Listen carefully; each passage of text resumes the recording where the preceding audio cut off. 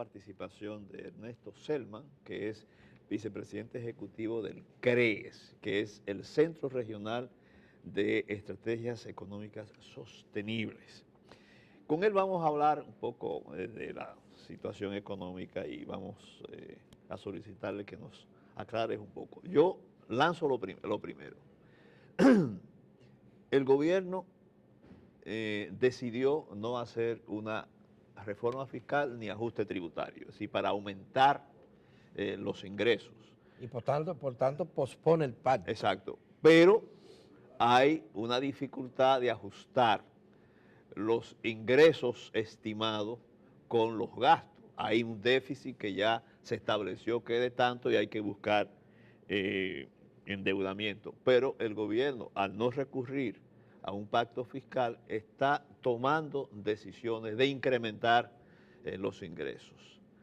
¿Hasta dónde puede llegar el gobierno con subsidios, quitando aumento en el precio de los combustibles, adelantando el 50% del ICTEVI en ciertos... ¿Hasta dónde puede llegar? Sí, buenos días y muchas gracias por la invitación. Como siempre, aquí estamos casi en familia y a veces literalmente en familia con Ana.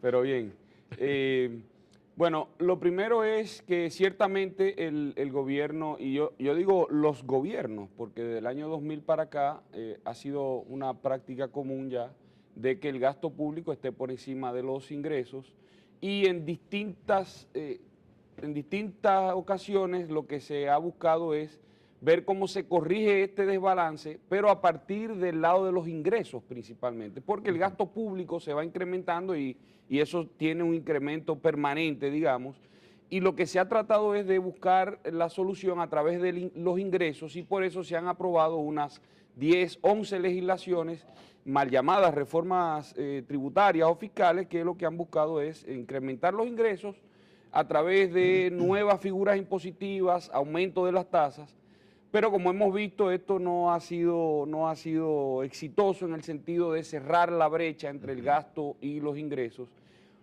principalmente y primero porque el gasto público ha seguido incrementándose sensiblemente y segundo porque digamos que las distorsiones que generan estos cambios terminan manteniendo una presión tributaria relativamente estable o igual y lo que está en cierta forma promoviendo la informalidad, la evasión, la elusión.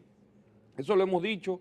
En esta ocasión se está haciendo de nuevo otro ajuste del lado de los ingresos, aunque no con una legislación explícita, lo que se ha hecho es buscar cómo mejorar los ingresos del Estado a partir de ciertas soluciones o yo digo soluciones parciales, porque ciertamente van a haber un incremento del ingreso del Estado el año que viene, en parte en este año, porque lo primero es la medida con respecto a los combustibles, debe generar unos ingresos adicionales por unos 5 o 6 mil millones de pesos con respecto a los dos ámbitos.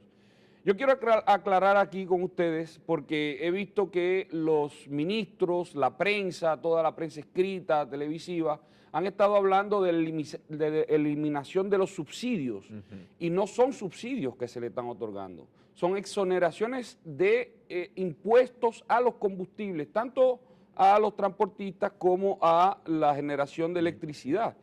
Y hay una diferencia muy importante entre subsidio y exoneración de impuestos, porque el subsidio tiene una implicación de egresos o implica un gasto público. Un subsidio es una transferencia unilateral que hace un gobierno hacia un particular o una entidad pública.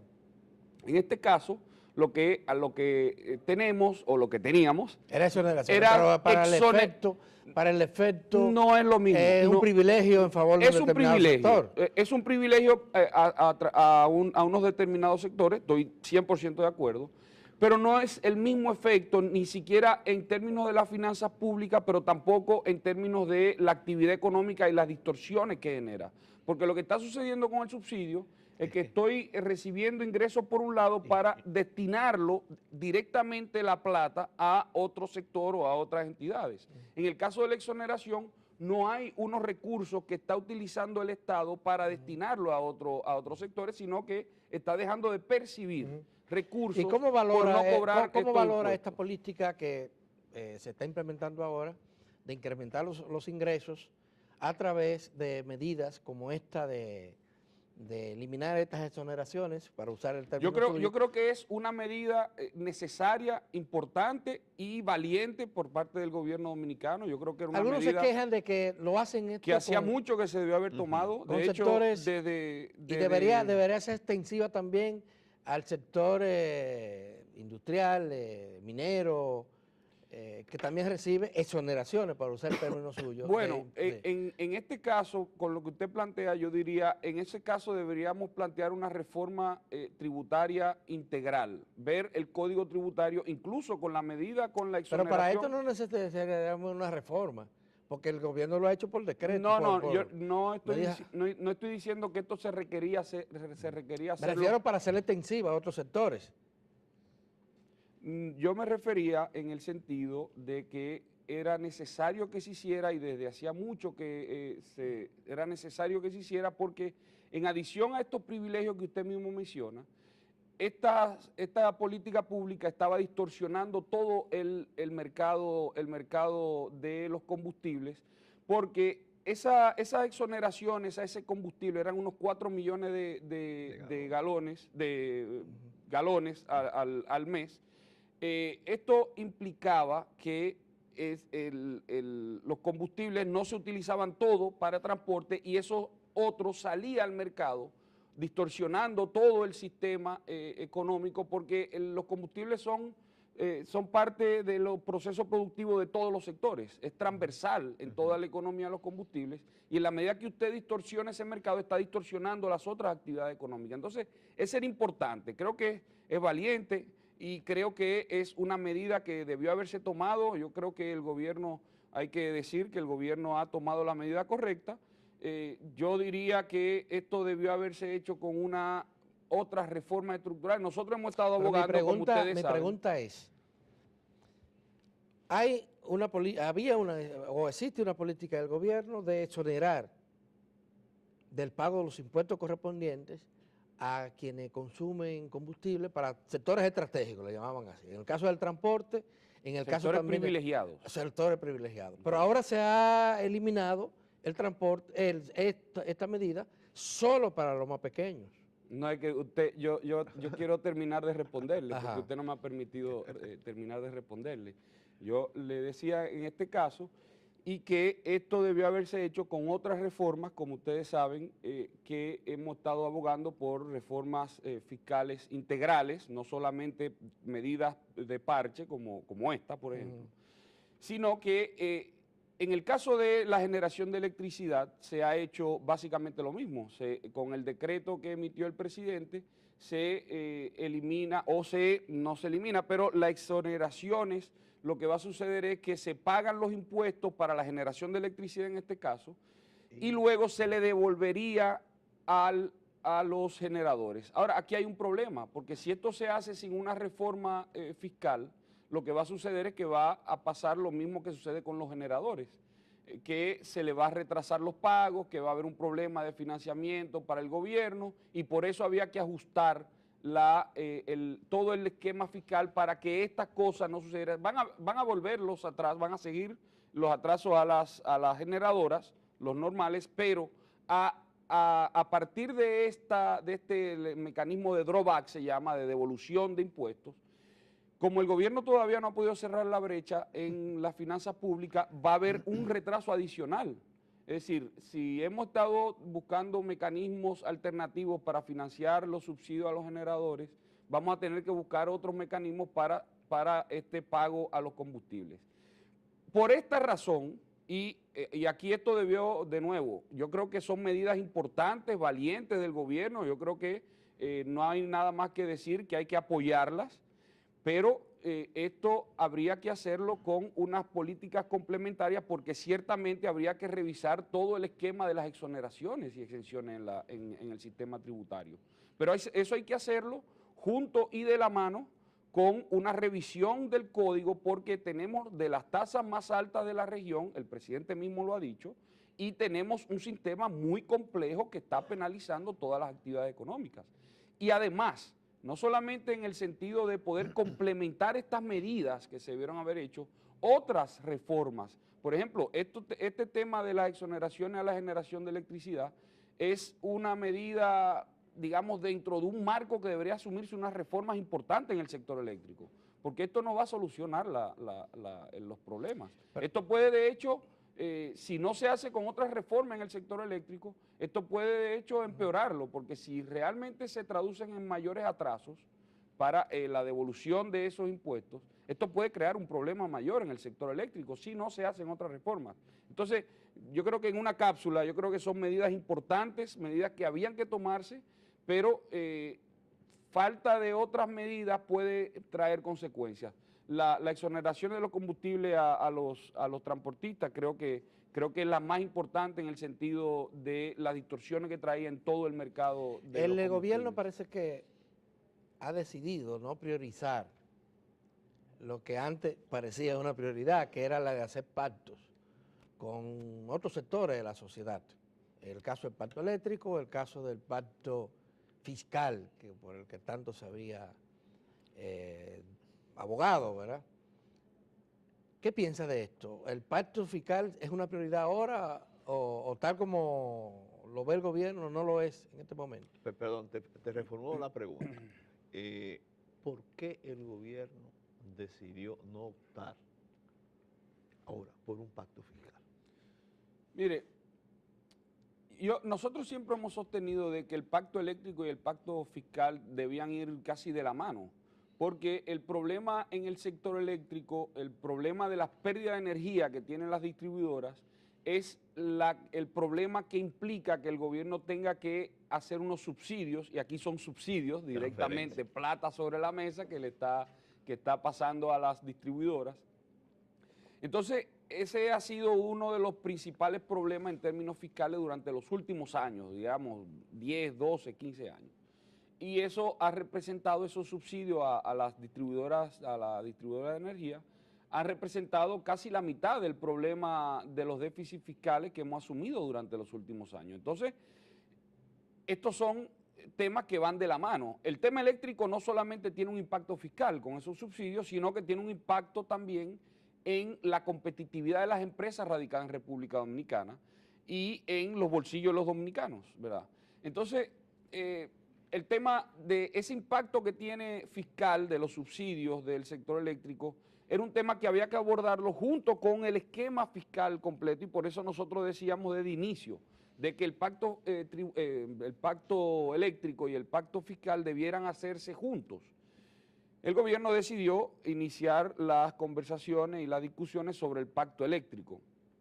Ahora, el primer punto que salió en el debate del pacto eléctrico es el de la tarifa técnica y cómo se iban a dirigir los subsidios o las tarifas subsidiadas a la población más pudiente, porque hoy día hay tarifas subsidiadas de hasta 700 kilovatios, del consumo de 700 kilovatios.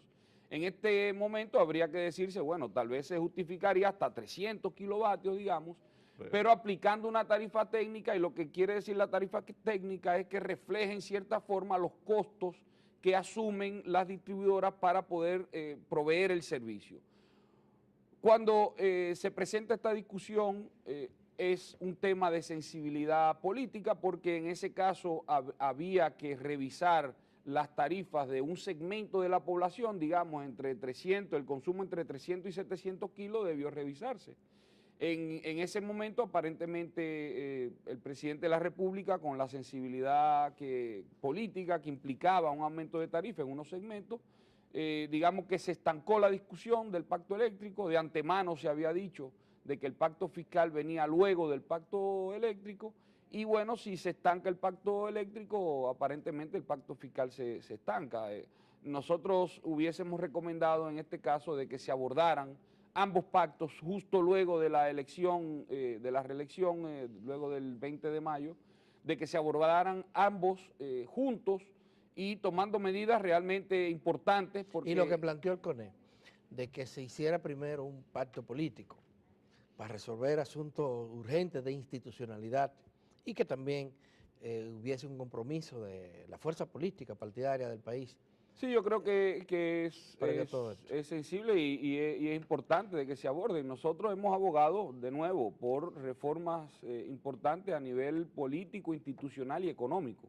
En lo institucional y en lo político, que es lo que se está impulsando desde el sector privado, todo el tema de las leyes de partido, todo el tema de institucionalidad, creo que porque es que es cierto, las políticas económicas son importantes porque las políticas económicas dan la señal directa a los miembros de la sociedad de la actividad económica, del consumo, del ahorro, la producción, la inversión, la producción, pero estas políticas económicas y este desenvolvimiento de la actividad económica se hace dentro de un marco institucional, dentro de un orden institucional. Entonces, con un orden institucional débil, usted puede tener las mejores políticas económicas, pero hay siempre un problema. Y aquí lo vemos en Latinoamérica completo. Se hablan de que Latinoamérica hizo la reforma de los 90 y le tienen hasta etiquetas de que es neoliberal y eso no funcionó. Claro, no va a funcionar porque si el orden institucional donde se desenvuelven es débil, un sistema judicial es débil, toda Latinoamérica, no solo República Dominicana, sistemas judiciales débiles, discrecionalidad en la toma de decisiones del Estado, etcétera, no va a funcionar nada, ni que sean buenas políticas económicas van a funcionar bien, porque se desenvuelve la sociedad dentro de ese marco institucional y cuando ese marco institucional está débil, lo otro no puede tener éxito realmente que se traduzca a la población. Hay un tema económico ahora también. Hay muchos. Hay muchos temas. Hay tantos que Pero no lo podemos yo quería cubrir preguntarte, todos. que sé que usted sí sabe de eso. Sí. ¿Hay escasez o no hay escasez de Eso yo dólares? quería preguntar, que tú no trajeras alguna luz en esto. No, ¿Qué es que- pasa con el dólar? Lo que sucede no es con el dólar, es con el precio del dólar. Es con el precio del dólar. Aquí hay una diferencia. Cuando en el mercado, y aquí en el mercado de botellas de agua, en el mercado de leche, de pan, de ropa, lo que sea, en cualquier mercado, cuando los precios se tratan de establecer por debajo de la oferta y la demanda, se genera escasez. Es decir, gente que puede tener, no quiere ponerlo a disposición en el mercado porque a ese precio no estoy dispuesto a poner lo que es mi propiedad. Y aquí tenemos una sociedad donde está establecida la propiedad privada en la Constitución de la República.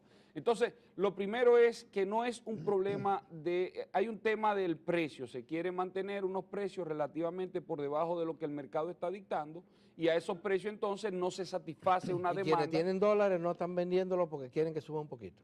Eso es. No, usted lo pone de una forma. Yo pregunto, yo le pregunto. Naturalmente usted está involucrado en todo este mercado. Es decir, el mercado somos nosotros, somos todos. Entonces, el problema es de que cuando hay un precio, en cualquier precio en la economía, se quiere transar por debajo de lo que el mercado está dictaminando, el mercado es todo lo que estamos, digamos, comprando y vendiendo cualquier cosa y todos tenemos que estar en el mercado porque si no nos morimos, ¿verdad? Porque ninguno somos autosuficientes. Entonces, aquí viene el problema. El tema viene además porque hay unas presiones adicionales que se han presentado durante los últimos años cuando, por ejemplo, estos déficits fiscales que estamos hablando quiere decir que el gobierno gasta más de lo que ingresa y eso lo financia. No todo se financia con deuda externa, es decir, no entran dólares para financiar ese exceso de gasto. Entonces, por ahí ya hay una demanda adicional de la economía privada que está generando más demanda de dólares.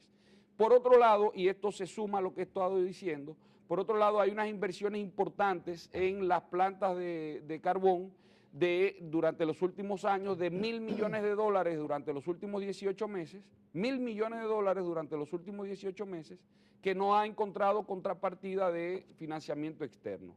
En estos días salió de que hay unos desembolsos que se hicieron a partir de un grupo, de un pool, pero sabemos que por parte del gobierno ha habido una inversión de $1.000 millones que no ha tenido financiamiento con dólares, sino que lo ha tenido que financiar internamente. Entonces, si usted me pregunta a mí, ¿qué está pasando con la oferta y la demanda?